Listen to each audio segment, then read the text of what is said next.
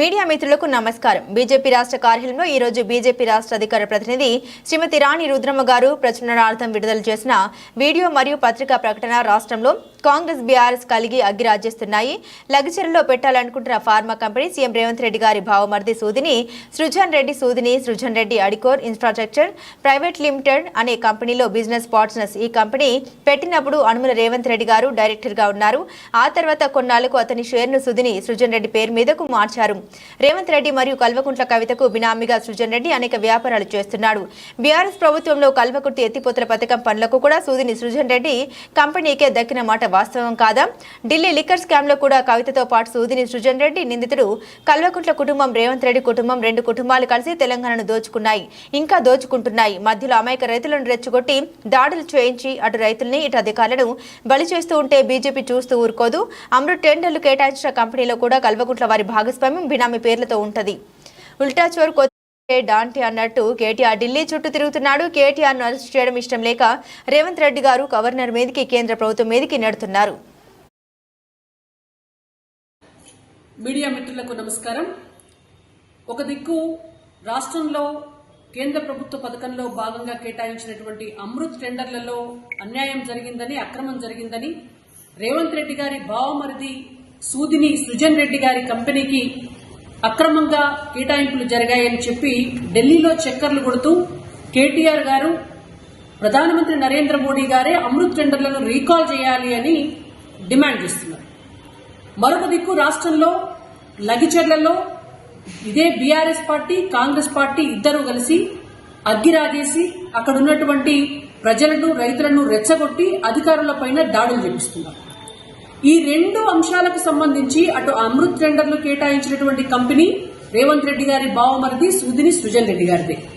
ఇటు లగిచెర్లలో నిర్మించబోతున్నటువంటి pharma company Revanth Reddy గారి బావమరిది సృజన్ రెడ్డి గారిదే. అయితే ఈ సృజన్ రెడ్డి గారు ఎవరు అనంటే లిక్కర్ కేసులో కవిత గారితో సహభాగస్వామ్య వ్యాపారం చేసి లిక్కర్ కేసులో నిందితులుగా ఉన్నటువంటి సృజన్ రెడ్డి గారే ఈ సృజన్ రెడ్డి గారు. అంటే లిక్కర్ కేసులో కవిత గారితో ఈ సృజన్ రెడ్డి గారు బిజినెస్ పార్ట్నర్. దాంతో పాటే అడికోర్ ఇన్ఫ్రాస్ట్రక్చర్ ప్రైవేట్ లిమిటెడ్ అనేటువంటిది ఇంకొక కంపెనీ ఉంది. ఇది 2010లో స్థాపించబడినటువంటి కంపెనీ. ఈ కంపెనీలో ఈ రోజు వరకు కూడా కల్వకుంట్ల కవిత గారు, అంటే కేసీఆర్ గారి కూతురు, కేటీఆర్ గారి సోదరిమణి ఆవిడ, మరియు ఇవాళ రేవంత్ రెడ్డి గారి బావమరిది సృజన్ రెడ్డి గారు, వీళ్ళిద్దరూ కూడా బిజినెస్ పార్ట్నర్స్ గా ఉన్నారు. ఈ అడికోర్ ఇన్ఫ్రాస్ట్రక్చర్ ప్రైవేట్ లిమిటెడ్ కి సంబంధించి అసలు ఈ కంపెనీ పెట్టినప్పుడు ఉన్నటువంటి ఇద్దరు డైరెక్టర్లలో ఒక డైరెక్టర్ ఇవాల్టి ముఖ్యమంత్రి అనుముల రేవంత్ రెడ్డి గారు. కొన్నాళ్ల తర్వాత అనుముల రేవంత్ రెడ్డి గారు పక్కకు తప్పుకొని వారి ప్లేస్ లో వారి బావమరిది అయినటువంటి ఈ రోజు ఆరోపణలు ఎదుర్కొంటున్నటువంటి సృజన్ రెడ్డి గారి పేరు చేర్చబడింది. ఆ రోజు నుంచి సృజన్ రెడ్డి గారు మరియు కల్వకుంట్ల కవిత గారు ఇద్దరు బిజినెస్ పార్ట్నర్స్ గా ఈ కంపెనీలో ఉన్నారు.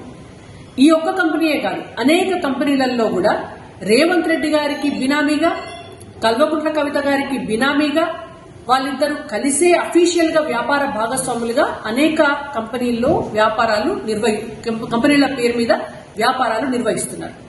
గత బీఆర్ఎస్ పార్టీ ప్రభుత్వం అధికారంలో ఉన్నటువంటి సమయంలో కల్వకుర్తి ఎత్తిపోతల పథకం ప్రాజెక్టు కూడా ఈ సృజన్ రెడ్డి గారి కంపెనీకే కేటాయించబడింది.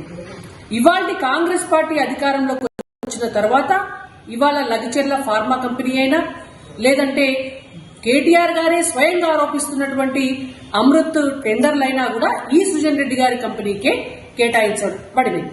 దీని అర్థం ఏంటంటే ఇటు కల్వకుంట్ల వారి కుటుంబం, అటు రేవంత్ రెడ్డి గారి కుటుంబం, ఈ రెండు కుటుంబాలు కలిసి అటు కాంగ్రెస్ పార్టీ అధికారంలో ఉన్నప్పుడు, ఇటు బీఆర్ఎస్ పార్టీ అధికారంలో ఉన్నప్పుడు, మళ్లీ కాంగ్రెస్ పార్టీ అధికారంలోకి వచ్చిన తర్వాత కూడా తెలంగాణను సమపాళ్లుగా దోచుకు తింటూ మరొక దిక్కు ఈ రెండు పార్టీలు కలిసి భారతీయ జనతా పార్టీ పైన నిందించడం జరుగుతోంది.